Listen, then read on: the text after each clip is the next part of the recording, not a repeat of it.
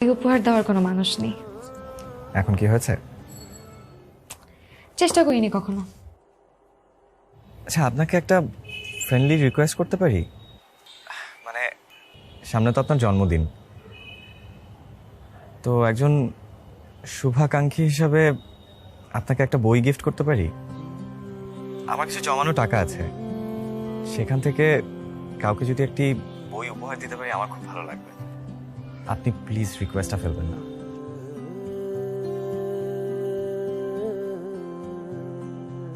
আচ্ছা, আমি খুব নস্টালজিক হয়ে যাচ্ছি জানো। আমারও অতীতের সব কথা একে একে মনে পড়ে যাচ্ছে। দ্বিতীয় না, ঠিক তোমাদের মতো খুব ছটফটে স্বভাবের ছিল। কখন কি করে বসে কি বলে বসে কোনো ঠিক ঠিকানা ছিল না। তবে মজার ব্যাপার কি জানো, ওর চোখে মুখে সব সময় একটা মায়া কাজ করতো আমার জন্য।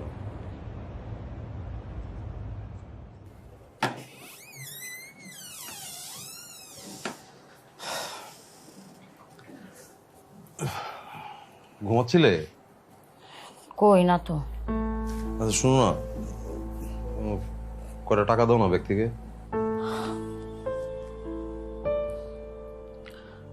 তারপর টাকা দিয়ে সিগারেট কিনবে তাই না? মানে হুম, তাও হ্যাঁ দিচ্ছি, কেন দিব না? তোমার সিগারেট খাওয়ার জন্যই তো আমার টাকাগুলো রাখছে তাই না? নাও সব টাকা। আর কোনো টাকা নেই, সব টাকা দিয়ে সিগারেট কিনে রাস্তায় ঘুরতে থাকো, ফুকতে থাকো, ঠিক আছে? আচ্ছা আর কি করবো আমি বলো? এক্স্যাক্টলি ওইটাই করবা তুমি, যাও। আমি তো দিলাম তোমাকে। আর বাবা নতুন একটা জায়গায় এসেছি, কয়েকটা দিন তো সময় লাগবে, আমি তো কাজ খুঁজছি তাই না? আমার কাছে কিন্তু মনে হচ্ছে না তুমি যথেষ্ট চেষ্টা করছো। উল্টা আমার মনে হচ্ছে কি আমি ভুল করেছি। তুমি তো এরকমই ছিলে, তোমার তো এগুলোই ভাল লাগে, তুমি এমনই থাকবে এটা আমার বোঝা উচিত ছিল। তুমি আগেও যেমন ছিলে এখনো ঠিক তেমনই আছো, রেকলেস আর কেয়ারলেস।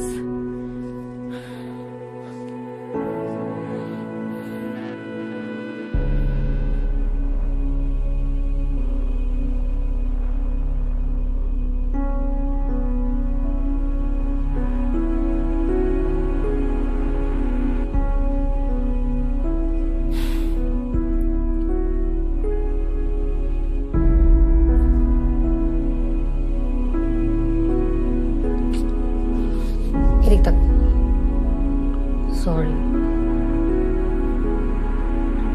জানি আমি ছোট্ট একটা বিষয় না অনেক ওভার রিঅ্যাক্ট করে ফেলেছি। সরি। আপনার গল্পটা তো অনেক কিউট, ইচ্ছে করছে ওনার সাথে একবার দেখা করি। তারপর কি হলো? তারপর আমার আর দিঠির গল্পটা না আর বেশি দূর এগোয়নি। ওর সাথে আস্তে আস্তে আমার একটা দূরত্ব বাড়তে থাকে। যাই হোক, তোমার গল্প বলো শুনি। আমার গল্প, আমাদের কথা চলতে থাকলো। আমি ওকে বিরক্ত করতাম, আচ্ছা, প্রথমে পাত্তা পেতাম না, পরে ওই একটু প্রশ্রয় দেওয়া শুরু করে। ফোনের দুপাশে দুটি মানুষ, কোনোদিন দেখা হয়নি, অথচ একে অপরের প্রতি খারাপ লাগা শুরু হয়। কিছুদিন পর ভালো লাগা শুরু হয়। ওর জন্মদিনে ওর সাথে দেখা করতে ঢাকাতেও গিয়েছিলাম।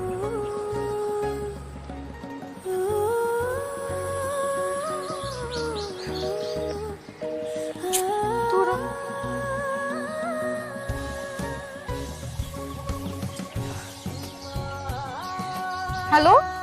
সরি মানা, তুমি কি এখনো অপেক্ষা করছো নাকি চলে গেছো? ফোন বন্ধ কেন তোমার? আমি তো ভাবছি তোমার গাড়ি অ্যাক্সিডেন্ট করছে। আরে বোকা মেয়ে, আমার ফোনটা চাপ লেগে বন্ধ হয়েছিল। তুমি কোথায় আছো বলো তো? তোমাকে যেখানে আসতে বলেছিলাম সেখানেই দাঁড়িয়ে আছি 2 ঘন্টা ধরে, 1 মিনিটের জন্যও নড়িনি। বারবার মনে হচ্ছিল এই বুঝি তুমি এসে আমাকে সারপ্রাইজ দিবে। সারপ্রাইজ? কখন এসেছো? কিছুক্ষণ আগে তাই না? যাও, আমার মনে হচ্ছিল আমি তোমাকে একবার দেখেছি, কিন্তু শিওর হতে পারিনি ওটা তুমি। তো পছন্দ হয়েছে? কি পছন্দ হবে? আমার চেহারা খুব বিচ্ছিরি দেখতে, তাই না? চিকন একটা ছেলে, জিম ফিট ফিগার নেই। আমি কি তোমার চেহারা দেখে তোমার সাথে প্রেম করেছি মুরাদ? তা তো ঠিক, কিন্তু তুমি অনেক সুন্দর। তুমি না একটা দ্বীপের মতো, জানো, যেখানে কোনো জনমানব নেই, শুধু নীল সমুদ্র, একা একা সকাল দুপুর সময় কাটায়। হয়তো আমি প্রথম মানব হিসেবে এই দ্বীপে এসেছি। তুমি এত সুন্দর করে কথা বলো, মায়া হয় শুধু। তোমার জন্য একটা বই এনেছি, তাই? তোমার উপহার দিই।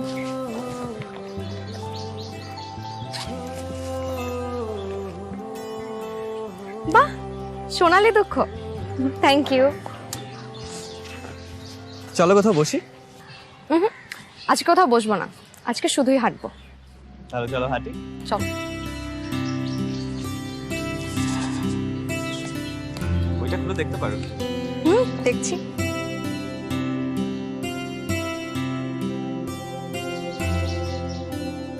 শীতের শেষ মেহগনি পাতাছড়া দুপুরগুলোতে আমার বুক ভেজা কান্না পেল।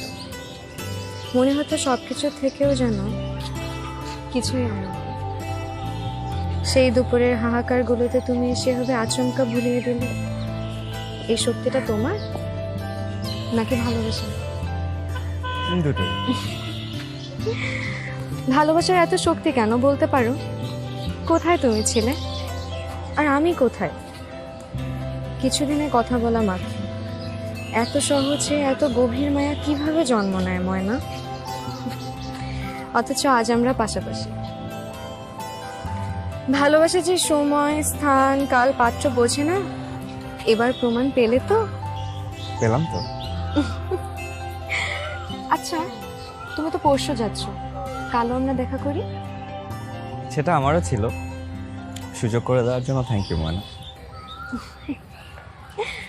চলো।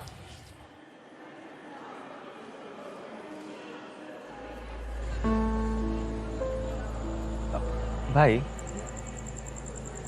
দিঠি আপাকে আপনার জীবনে আর নেই? না, ও এখন অন্যের বুকে মাথা রেখে সুখের সংসার করছে। কি বলছেন?